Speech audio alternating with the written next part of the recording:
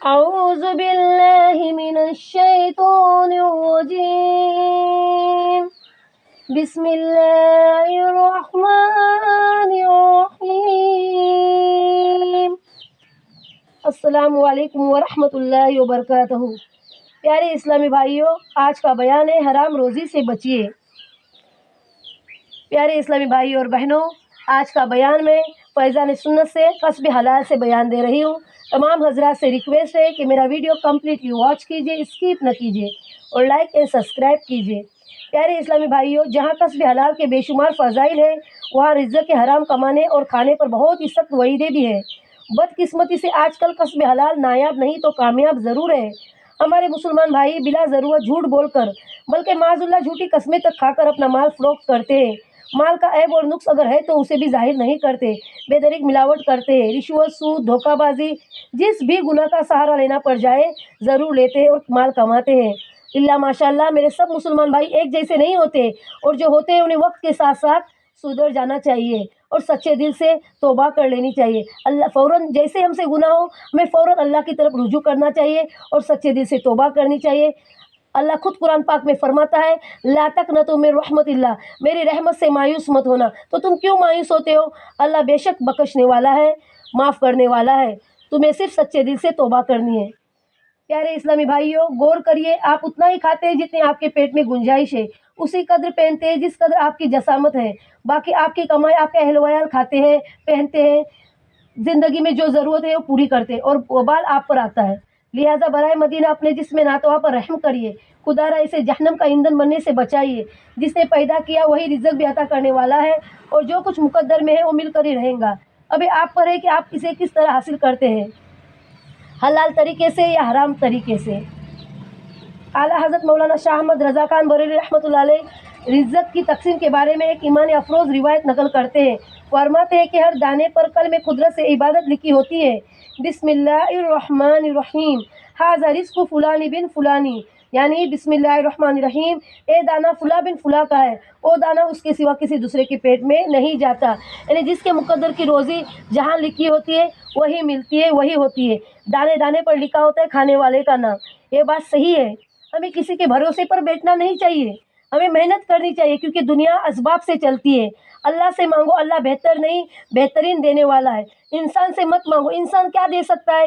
انسان کو صرف اللہ ذریعہ بناتا ہے، اللہ انسان کو ذریعہ بناتا ہے، ورنہ انسان کو کیا دے سکتا ہے؟ دے دے کر صرف احسان دے گا، کیونکہ انسان خود محتاج ہے۔ آتا ہے تو اسے دوسرا ہی نلاتا پلاتا ہے، مر جاتا ہے تب دوسرا ہی نلاتا ہے، کفن دفن کرتا ہے، یعنی انسان خود محتاج ہے۔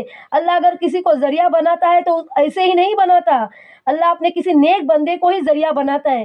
اس انسان کو اللہ کا شکر ادا کرنا چاہیے، نہ کہ گھمنڈ کرنا چاہیے اور کسی کو ایسا نہیں جتلانا چاہیے۔ اگر اللہ نے تمہیں کسی کے روزی کا ذریعہ بنایا ہے تو ہمیں یہ سوچنا چاہیے کہ اللہ نے ہمیں اس قابل سمجھا ہے کہ ہم کسی کی روزی کا ذریعہ ہے۔ کسی کی اگر کوئی مفلس ہے، اس کو اگر ہماری مدد کا ذریعہ بنا ہے تو ہمیں اللہ کا شکر ادا کرنا چاہیے کہ اللہ نے ہمیں اس قابل سمجھا ہے۔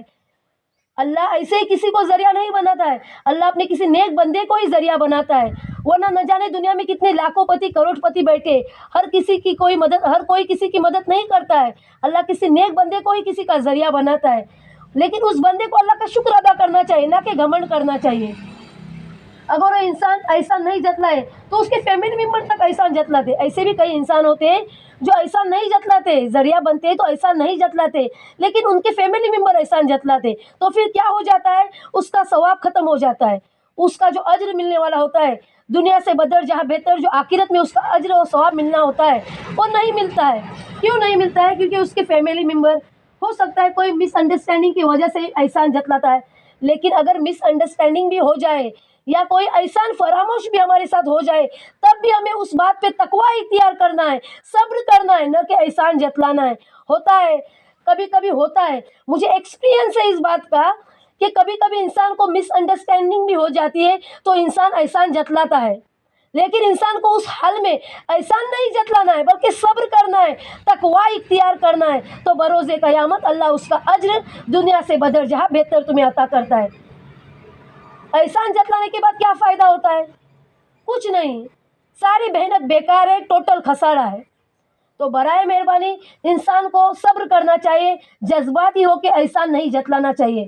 انسان نے اگر تمہیں ذریعہ بنایا ہے تو اچھی بات ہے نا، اللہ کا شکر ادا کرو کہ ہمیں کسی مفلس کی مدد کرنے کے لیے ذریعہ بنایا ہے، کسی کی رزق کا ذریعہ بنایا ہے، ورنہ انسان کو کیا دے سکتا ہے؟ کچھ بھی نہیں دے سکتا ہے۔ میں تو کہتی ہوں کہ کسی انسان کو نہیں مانگنا چاہیے، بلکہ اللہ سے مانگو۔ اللہ نے تمہیں پیدا کیا ہے، وہی زندگی دیتا ہے، وہی موت دیتا ہے، وہی بیماری دیتا ہے، وہی شفاعت دیتا ہے، وہی دولت دیتا ہے، وہی بے روزگار بھی رکھتا ہے، وہی رزق بھی دیتا ہے۔ یعنی اگر غریبی وہی دیتا ہے تو امیری بھی وہی دیتا ہے، سب کچھ اسی کے اختیار میں۔ اگر اللہ کسی کو اولاد دیتا ہے تو کسی کو بے اولاد رکھتا ہے، ساری چیزیں اللہ کے اختیار میں، انسان کے اختیار میں کچھ بھی نہیں ہے۔ اگر انسان کے اختیار میں اگر کچھ ہوتا تو تباہی آ جاتی، دنیا کا نظام بگڑ جاتا۔ اللہ کی مہربانی ہے کہ ساری چیزیں اللہ کے ہاتھ میں ہے، ورنہ اگر انسان کے ہاتھ میں ہو جاتی تو نعوذ باللہ، اگر انسان کے ہاتھ میں ہو جاتی تو افراتفری مچ جاتی، دنیا کا نظام بگڑ جاتا۔ بہتر ہے کہ ساری چیزیں اللہ کے اختیار میں ہے۔ اللہ صرف انسان کو ذریعہ بناتا ہے، اس سے زیادہ کچھ نہیں۔ انسان کو گھمنڈ میں نہیں آنا چاہیے، انسان صرف ذریعہ بن سکتا ہے، انسان خود کچھ نہیں دے سکتا ہے۔ دینے والی ذات صرف اللہ کی ہے، دینے والی ذات صرف اللہ کی ہے، اس بات پہ ہمیں یقین رکھنا چاہیے۔ یقین مکمل ایمان ہے، صبر نصف ایمان ہے۔ اللہ جس بھی حال میں رکھے ہمیں صبر کرنا چاہیے۔ اللہ ہماری آزمائش دیتا ہے، اللہ اپنے نیک بندوں کی آزمائش دیتا ہے، تو ہمیں صبر کرنا چاہیے، شکایت نہیں کرنی چاہیے، صبر کرنا چاہیے، تقوی اختیار کرنا چاہیے، اور اللہ کا ہر حال میں شکر ادا کرنا چاہیے۔ اللہ ہمیں جس بھی حال میں رکھے، چاہے غریبی میں رکھے یا چاہے امیری میں رکھے، تکلیف میں رکھے یا آسانی میں رکھے، ہر حال میں شکر ادا کرنا چاہیے اللہ کا۔ اللہ سے بہتر ہمیں کوئی نہیں دینے والا ہے۔ اللہ اپنے بندوں کے حق میں بہتر نہیں، بہترین ہی کرتا ہے، اس بات میں ہمیں یقین رکھنا چاہیے، کیونکہ یقین انسان کا مکمل ایمان ہوتا ہے، مومن کے یقین مکمل ایمان ہوتا ہے۔ ہر مسلمان کو یہ بات یاد رکھنی چاہیے۔ میرے اس بیان میں اگر کچھ بھی غلطی کوتاہی ہو تو برائے مہربانی مجھے معاف کرنا۔ اللہ تعالیٰ کہنے سننے سے زیادہ عمل کرنے کے ہمیں اور تمام امت محمدیہ کو توفیق عطا فرمائے، اور تمام امت محمدیہ کو دین علم حاصل کرنے کی سعادت نصیب فرمائے۔ السلام علیکم۔